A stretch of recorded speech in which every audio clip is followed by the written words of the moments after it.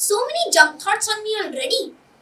A cute boy to talk about school issues, robotics, or chemical formulas. Or maybe he's nervous with a few butterflies in his stomach. Nah, he's well dressed and looks prepared. But he's little for presenting his speech. Is that what you see? Yes. I am Vihaann Singh, an 11-year-old, and I have come here to talk over stereotypes. It is a very big societal issue. And that's what you just did.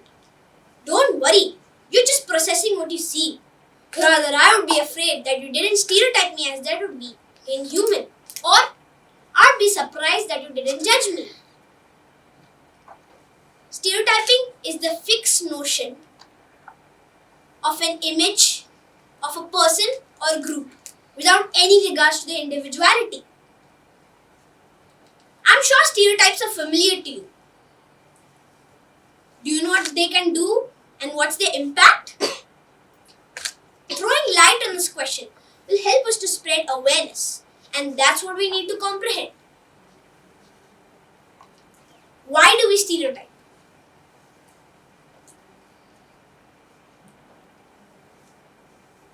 It's observed that we all are in a kind of hurry and want to save time by pre-building a few characters and label them. For example, if a kid of my age is seen on screen, they are immediately stereotyped as antisocial and addictive. But if you analyze further, they might actually be contacting long-distance friends, researching for an upcoming project, or even upgrading their programming skills. How does this happen? Stereotypes are types of assumptions that can probably make us identify people or things in a fraction of seconds based on opinion and experience. Suppose you're driving in a car and a few minutes later, a driver behind you starts honking. You'd stereotype them as impatient and annoying. But what if someone in that car is in need of medical attention?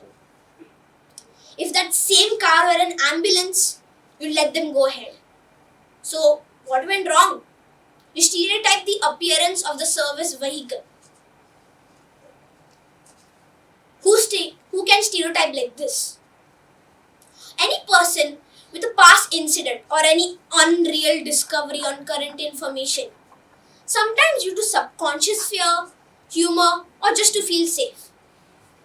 It's easy to stereotype someone when they're scrolling down their social media, as no one is around. But remember, when you stereotype, it should be deeper, logical, and fair. And that's what makes it a non-harmful routine. Whom do we stereotype? Imagine you see a grumpy man riding a motorcycle, wearing a leather jacket, shades, and big petrifying tattoos. Any person would be a little scared walking right beside them or just hiding it from being shown. But what if that man is a friendly person? Few more examples. Women are positively stereotyped as hardworking but negatively stereotyped as weak. Asian Americans are positively stereotyped as competent but negatively stereotyped as cold. Black Americans are positively stereotyped as athletic but negatively stereotyped as unintelligent. That's sad. I would like to share my experience and opinion here, mostly my perspective. I don't think all stereotypes are like weapons that can harm emotionally. That's bigotry, and there's a big difference. Bigotry is using untrue stereotypes to spear of unreasonable belief, which can list in the following impacts. You'll feel uncomfortable, you'll have low self-esteem, low confidence, and you'll feel dejected, discriminated, and want to get into your safe corner. But you might create a fixed mindset, and that's what we don't want. Definitely, no.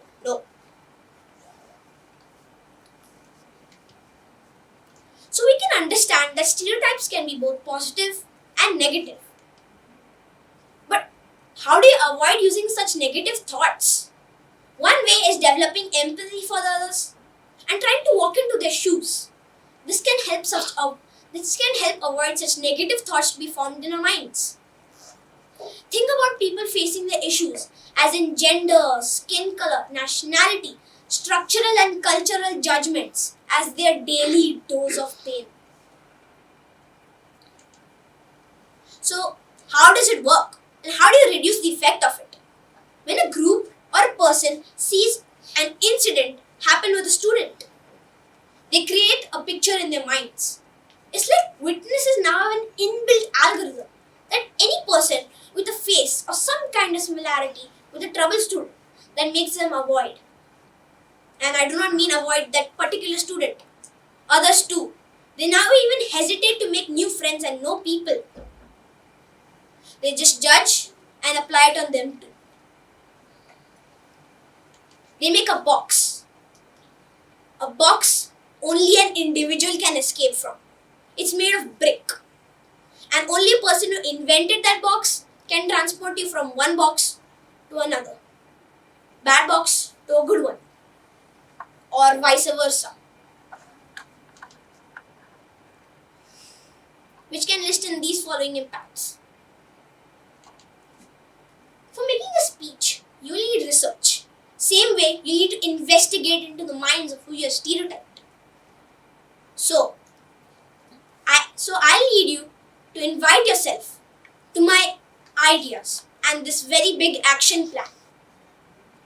I call it the librarian shift. It's simple. You either understand it or stand up for it.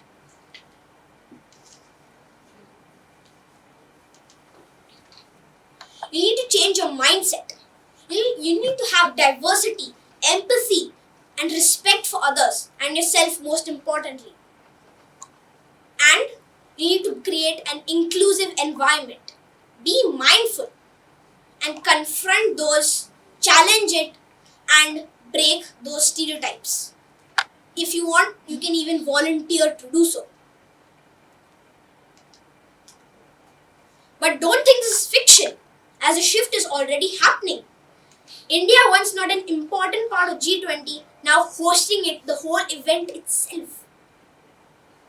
Women cricket teams all around the world are being treated equally and paid as well. One of my favorite movies, Super 30, can break the status stereotype.